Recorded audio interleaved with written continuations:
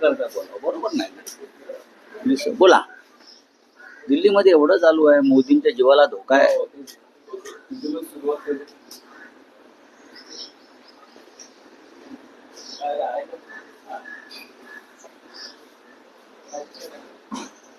बघूया जरा जनतेला दिसा. हा बोला. रावसाहेब, काल संसदेत राज्यसभेत नरेंद्र मोदींनी भाषण केलं आणि त्याआधी लोकसभा अध्यक्षांनी एक माहिती दिली की लोकसभेत मोदींना धोका होता. काही काँग्रेस खासदार त्यांच्या आसनाभोवती येऊन त्यांच्यावर काही हल्ला किंवा काही निदर्शनं करण्याच्या तयारी, म्हणून त्यांनी लोकसभेत भाषण केलं नाही. हे बकवास आहे. आम्हाला पार्लमेंट नरेंद्र मोदी यांच्या आधीपासून आम्ही पार्लमेंटमध्ये आहोत. मोदी दिल्लीत नंतर आले. आम्हाला पार्लमेंट माहिती आहे, संसद माहिती आहे, संसदेच्या आचारसंहिता माहिती आहे, नियम माहिती आहे. हा प्रखर आंदोलन झालं. मोदींना कोणापासून धोका आहे? खासदारांपासून, काँग्रेसपासून. ज्या काँग्रेसनं देशाच्या स्वातंत्र्य लढ्यामध्ये सगळ्यात मोठं योगदान दिलं, बलिदानं दिली, तुरुंगवास भोगला, त्यांच्यापासून आणि त्यातूनही पार्लमेंट निर्माण झाली. आणि त्या पार्लमेंटमध्ये मोदींना धोका असं जर कोणी म्हणत असेल तर ते अत्यंत बकवास आहे. खरं म्हणजे या देशाला जर कोणापासून धोका असेल तर तो मोदी सरकारपासून धोका आहे. तो मोदी सरकारपासून धोका आहे. काँग्रेस पक्षानं इंदिरा गांधींना गमावलं अतिरेकी हल्ल्यात, राजीव गांधींना गमावलं अतिरेकी हल्ल्यात. लक्षात घ्या, देशासाठी सर्व धोके पत्करून ते जनतेत गेले आणि त्यांच्यावरती हल्ले झाले. मोदी असं कधी तुम्हाला करताना दिसले आहेत का? किंवा भारतीय जनता पक्षाचा एखादा नेता ज्याने देशासाठी बलिदान दिलेलं आहे, साहस दाखवलेलं आहे. मोदींपासून देशाला गेल्या 10 वर्षात जो धोका निर्माण झाला, त्याच्यामुळे असंख्य निरपराध माणसं मारली गेली, काश्मीर पासून मणिपूर पर्यंत. आणि हे राजकारण करत बसले. मोदींमुळे देशाला सगळ्यात मोठा धोका आता निर्माण झालाय, देश गुलाम होण्याचा, अमेरिकेचा. ज्या पद्धतीनं नरेंद्र मोदींनी ट्रेड अमेरिकेशी व्यापार करार केलेला आहे, त्याच्यामुळे हा देश गुलाम झाला, देशाला धोका निर्माण झाला गुलामीचा. त्याच्यावरती ओम बिर्लांनी बोलायला पाहिजे, लोकसभा अध्यक्षांनी बोलायला पाहिजे. खासदार वेलमध्ये उतरले म्हणून प्रधानमंत्र्यांना धोका निर्माण होऊ शकतो, हे हास्यास्पद विधान आहे. यापूर्वी सुद्धा भारतीय जनता पक्षानं मनमोहन सिंगारपासून ते नरसिंह रावापर्यंत, राजीव गांधीपर्यंत अनेक प्रधानमंत्र्यांसमोर अशा प्रकारचं आंदोलन केलंय संसदेमध्ये. तेव्हा ते कोणी म्हणाले नाहीत की आम्हाला खासदारांपासून धोका आहे म्हणून. अजिबात नाही.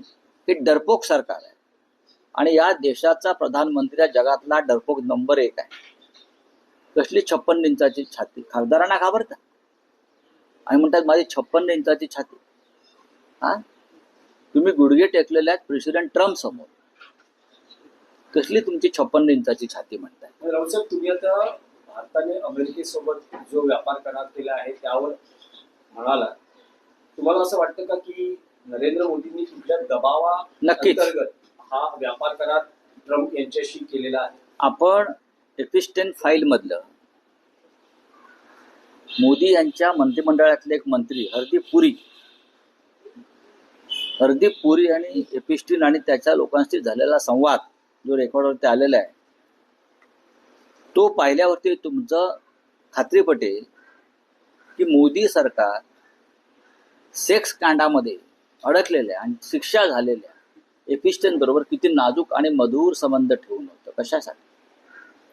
हरदीप पुरीनी आपल्या पदाचा गैरवापर करून एपिस्टेनच्या लोकांना भारतात येण्याचा विजा प्राप्त करून दिला. हे मोदींच्या संमतीशिवाय झालंय का? नरेंद्र मोदींचा वारंवार उल्लेख आहे, त्याच्यावरती आम्ही बोलणार नाही. राहुल गांधी सक्षम आहेत बोलायला.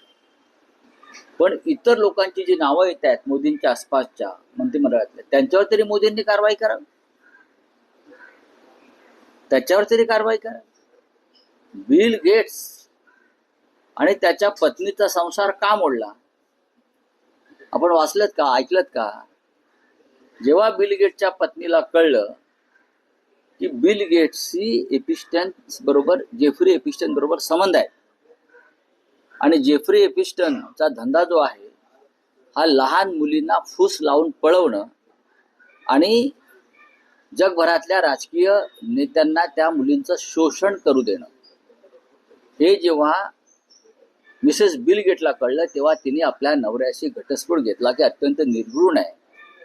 आणि त्याच पद्धतीचं संशयास्पद वातावरण आपल्या देशातल्या मंत्र्यांविषयी निर्माण झालेलं असताना अजूनही ते मंत्री आणि ते लोक या देशावर कारभार करतायत, राज्य करतायत, हा फरक समजून घेतला पाहिजे. एपिस्टन फाईल नंतर डायरेक्ट कल्याण डोंबिवली तिथे पण एपिस्टन आलाय का कोणी? जेफ्री तिथे जेफ्री आहेत खूप म्हणून सांगतो. महाराष्ट्रातल्या भाजपात आणि इतर पक्षात सुद्धा खूप जेफ्री एपिस्टन आहेत. रावसाहेब, राज्याच्या राजकारणातले काही विषय आहेत, राष्ट्रीय राजकारण आपण राज्यातल्या राजकारणावर घेऊया. पुन्हा एकदा राष्ट्रवादी काँग्रेसच्या विलिनीकरणाबाबतीत अनेक मुद्दे समोर येत आहेत.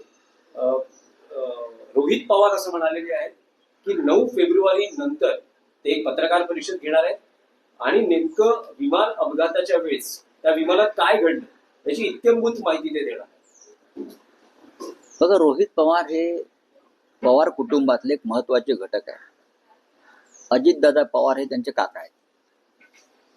त्याच्यामुळे कुटुंबातल्या अशा प्रकारच्या व्यक्ती ज्या राजकारणामध्ये आहेत, ज्यांच्याकडे रहस्य शोधण्याची क्षमता आहे, ज्यांच्यापाशी अनेक चांगली माहिती येत असते एखाद्या घटनेमागचं पडद्याआड, त्यात रोहित पवार आहेत. रोहित पवार जर अशा प्रकारे काही वेगळी माहिती समोर आणणार असेल तर महाराष्ट्र ती माहिती ऐकण्यास उत्सुक आहे. मी स्वतः आपल्याला काही माहिती देण्याचा प्रयत्न केला, कारण आम्ही सगळे दादांचे प्रेमी आहोत. राजकीय मतभेद आहेत, होते, असतील, पण अजितदादा महाराष्ट्राच्या राजकारणातले कर्तबगार, कार्यक्षम, दिलखुलास आणि उमदा नेता होता. याच्याविषयी कोणाचे जोमत नाही.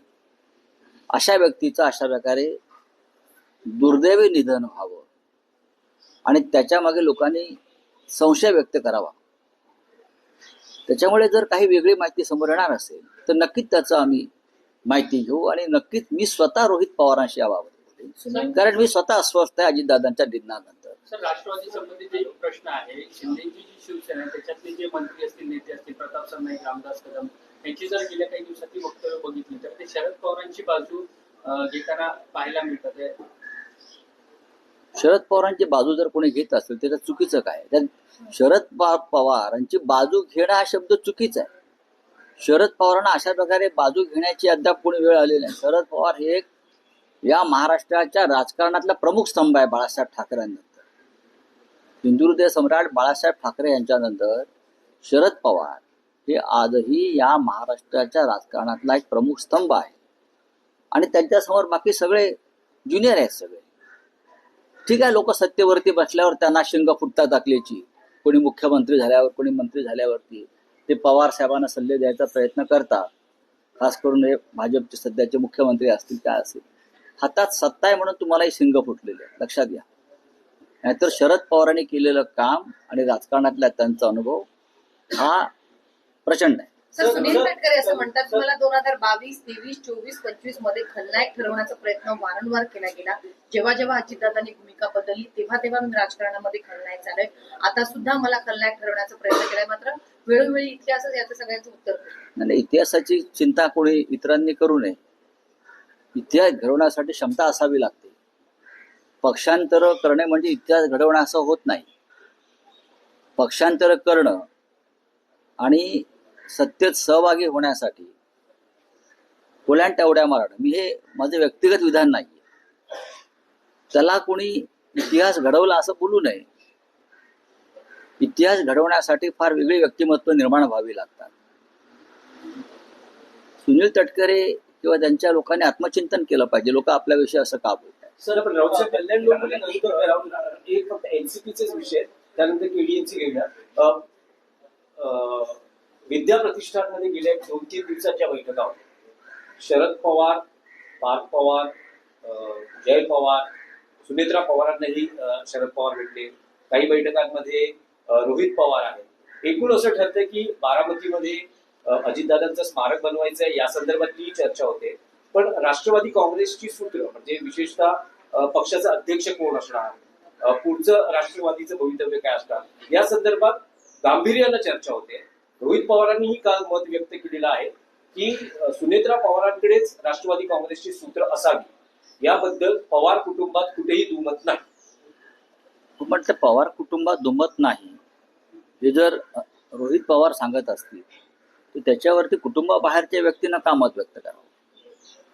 ही आनंदाची गोष्ट आहे की कुटुंब एक आहे या दुःखद प्रसंगी आणि पुढल्या घडामोडीमध्ये याचं स्वागत केलं पाहिजे की कुटुंब एक आहे. सुनेत्रा पवार आता या राज्याचं नेतृत्व करत आहे. भविष्यात पार्थ पवार नेतृत्व करतील दिल्लीत जाऊन, चांगली गोष्ट आहे. नाही, पण राऊत साहेब त्यामध्ये 2 तारीख, एप्रिलची 2 तारीख ही अतिशय महत्वाची मानली जाते. कारण त्या दिवशी शरद पवार यांची राज्यसभा खासदारकीची मुदत संपते आहे आणि असं म्हटलं जात आहे की पुन्हा पवारांना जर राज्यसभेवर निवडून जायचं असेल तर जे राष्ट्रवादी काँग्रेसचं आमदारांचं संख्याबळ आवश्यक आहे. भले महाविकास आघाडीकडे आहे, पण इंडिव्हिज्युअली राष्ट्रवादी काँग्रेसच्या संख्याबळाचा विचार करता एक लक्षात घ्या विलीनीकरण, बघा, हा तुमचा प्रश्न चुकीचा आहे. शरद पवार यांच्या नेतृत्वाखालची मुख्य राष्ट्रवादी काँग्रेस पार्टी ओरिजिनल ही महाविकास आघाडीचा घटक आहे अजूनही. बाकी सगळे हवाबाजी आणि पतंगबाजी, हे होईल ते होईल मग असं होईल. शरद पवारांसारखा नेता सगळ्यांसाठी महाराष्ट्रासाठी दिल्लीत असणं गरजेचं आहे. हे मी स्वतः पवार साहेबांशी बोललेलो आहे. आमच्या दोघांमध्ये याच्यावरती वारंवार चर्चा झालेली आहे. पवार साहेबांची एकदा अशी मानसिकता दिसली की आता थांबायला पाहिजे. पण आम्ही जे त्यांचे चाहते आहोत ते आमच्या सगळ्यांचे मार्गदर्शक आहेत, तर आम्ही त्यांना सांगितलं, एकदा उद्धव ठाकरे सुद्धा होते माझ्याबरोबर, की तुमच्यासारख्या नेत्यानं दिल्लीत असणं म्हणजे महाराष्ट्राचा एक बुलंद आवाज आहे, ते असणं. शरद पवारांनी ज्या दिवशी ते ठरवतील की मला निवडणूक पुन्हा लढायची आहे, महाविकास आघाडीकडे तेवढी ताकद आहे की पवार साहेबांसारख्या नेत्याला निवडून आणण्याची. आमच्याकडे तेवढी मतं जरूर आहे. त्याच्यामुळे पवार साहेबांसारख्या नेत्याला कोणापुढे हात पसरायची गरज नाही. महाराष्ट्राचा स्वाभिमान, अभिमान या अनेक गोष्टी त्यांच्या भोवती आहेत, बाळासाहेबांच्या बरोबर. त्याच्यामुळे शरद पवार साहेब जर निवडणुकीला उभे राहणार असतील, त्यांनी राहावं अशी आमची अपेक्षा आहे, इच्छा आहे सगळ्यांची. तर आमच्याकडे महाविकास आघाडीकडे म्हणून जे आहे तेवढी मतांपेक्षा जास्त कोटा आमच्याकडे आहे. आता देवेंद्र फडणवीसजी किंवा इतर काही लोक त्यांनी कितीही त्याच्यामध्ये अपशकुन करण्याचा प्रयत्न केला, विशेषतः दिल्लीत, तरी तो यशस्वी होणार नाही. शरद पवारांचं 7 खासदार जवळपास एप्रिलमध्ये निवडून 7 की 7 महाराष्ट्रातले. महाराष्ट्रातले तर महाविकास आघाडीची संख्याबळ कुठेतरी घटतंय, भाजपचं नाही, असं आहे की संख्याबळ तर घटला, एक खासदार निवडून जाईल आमचा. नाही, पण शरद पवार असतील तर तुम्हाला वाटतं की जी शक्यता म्हटली जाते ती निवडणूकच बिनविरोध होईल? कारण जो राजकीय अनुभव आहे ते सरकारने ठरवावं, हे सरकारने ठरवावं. पण पवार साहेबांनी संसदेमध्ये असणं गरजेचं आहे. पण तुम्ही आणि उद्धव ठाकरेंनी शरद पवारांना विनंती केलेली आहे की राज्यसभेची पुढची टर्म ही त्यांनी असणं गरजेचं. पवार साहेबांची लढण्याची इच्छा असेल तर आम्ही त्यांच्या बरोबर आहोत, बरोबर आहे. पण आम्ही जेव्हा त्यांच्याशी मी बोलतो अनेकदा, तेव्हा मी त्यांना सांगतो की तुमच्यासारखा नेता, महाराष्ट्रातला खंबीर नेता हा दिल्लीमध्ये असणं हे आमच्या सगळ्यांसाठी उपयुक्त आहे. नंतर नाशिकमध्ये देखील मनसेने शिंदे सेनेला पाठिंबा दिलेला आहे आणि मुंबईमध्ये देखील एक स्वीकृत लगत आम्हाला आम्ही तुम्हाला पाठिंबा देतो. तर हे टीडीएमसी नंतर पुन्हा एकदा नाशिकमध्ये देखील तेच सूत्र मनसेकडून दाखवून येते. आपण राज ठाकरे आणि उद्धव ठाकरेंची पहिली सभा नाशिकमध्ये झाली होती. तुमचं म्हणणं बरोबर आहे. कल्याण डोंबिवलीतला विषय पूर्णपणे वेगळा आहे. राजू पाटील हे संपूर्ण पक्षासह भाजपमय झालेले आहेत, त्यांचे तिकडले नेते. नाशिकमध्ये त्यांचा एक नगरसेवक निवडून आलेला आहे. जेव्हा एक नगरसेवक निवडून येतो तेव्हा त्याच्यावरती कोणाचंच नियंत्रण राहत नाही. एक आता मुंबईमध्ये शरद पवार पक्षांचा एक नगरसेवक निवडून आला, तो शिंदे गटाबरोबर गेला माझ्या माहितीप्रमाणे, असं दिसतंय मला, कुठेतरी गेला इकडे तिकडे. आता नाशिकमध्ये अजून माझ्याकडे काय माहिती नाही त्या संदर्भात, अजून आमच्या का राजसाहेबांशी याच्यावर चर्चा झालेली नाही, कारण मी कालच इथे आलेलो आहे. आता बघू बोलू. एडीएफसीतला निर्णय घेताना राज ठाकरे असं म्हणाले होते की राजकीय लवचिकता ही राजकारणात काही प्रसिद्धी घ्यावी लागते. केडीएमसी नंतर तशीच राजकीय लवचिकता त्यांनी नाही, कल्याणमध्ये नाशिकमध्ये घेतली. शक्यता आहे की कदाचित मुंबईमध्येही तशी राजकीय लवचिकता बघायला मिळू शकते. कारण काय आहे की सत्ता महत्वाची असते, महापालिकेतलं पद महत्वाचं असतं. एक स्वीकृत नगरसेवक द्या आम्ही. कारण नाशिकमध्ये त्यांना स्थायी समिती, सुधार समिती, अनेक समित्यांमध्ये एका नगरसेवकाला मिळणार आहे, त्यांना आश्वासन मिळालेलं आहे. हे मी आताच ऐकतोय. स्थायी समितीचं एक नगरसेवकाला स्थायी समिती, अमुक समिती, नशीब महापौर करणार नाही सांगितलं.